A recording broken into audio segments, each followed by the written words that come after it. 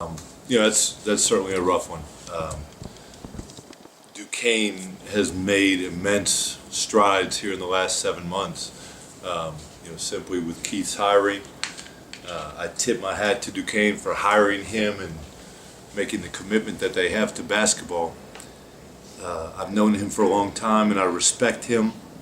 And he is a terrific coach, and their team played very well today.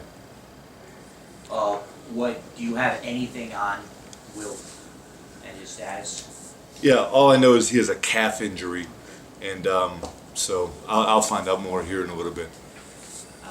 Duquesne finished last in the conference. They're 3-0 now, and certainly did not look like a last-place team under any circumstances. What specifically has changed for them last year, this year? Yeah, so they're playing basketball the right way. And what I mean by that is defensively, they're very tough-minded, they're very tough, and then offensively, they're sharing the ball and they're playing the right way.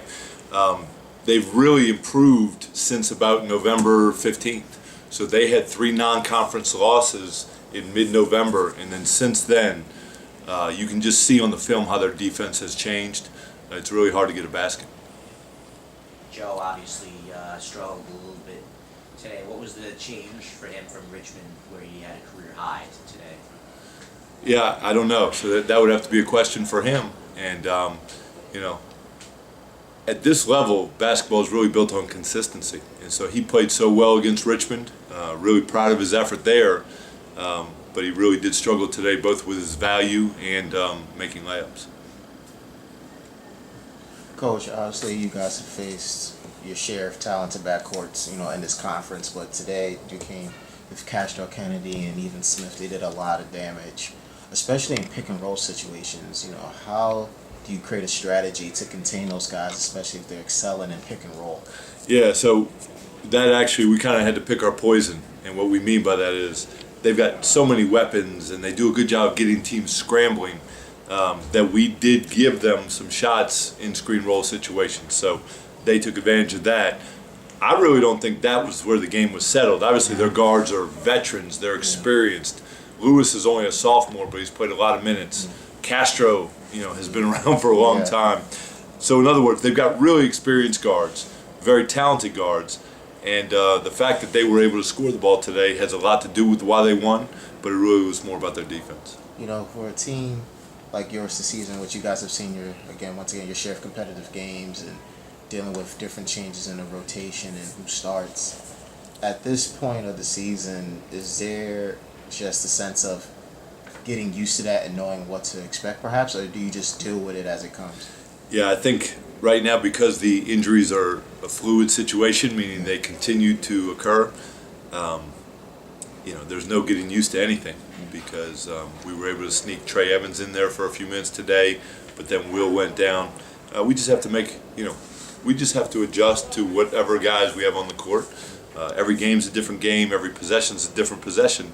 Those are phrases we use with our team all the time, and they certainly apply right now.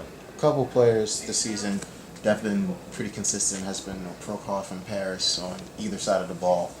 Can you elaborate on what you've seen from them this season and how much they bring to Fordham? Yeah, so in general, what Paris has done is he's taken the right shots and he's made them, and then he's valued the ball. So he's one of the leaders in the country in 2-point percentage. From shooting around the arc, he is our second or third best percentage-wise shooter, and then his value has been really good. Prokop has really emerged as a scorer. Today wasn't his best game. The last 2 games haven't been his best games, but he is very important to what we're doing.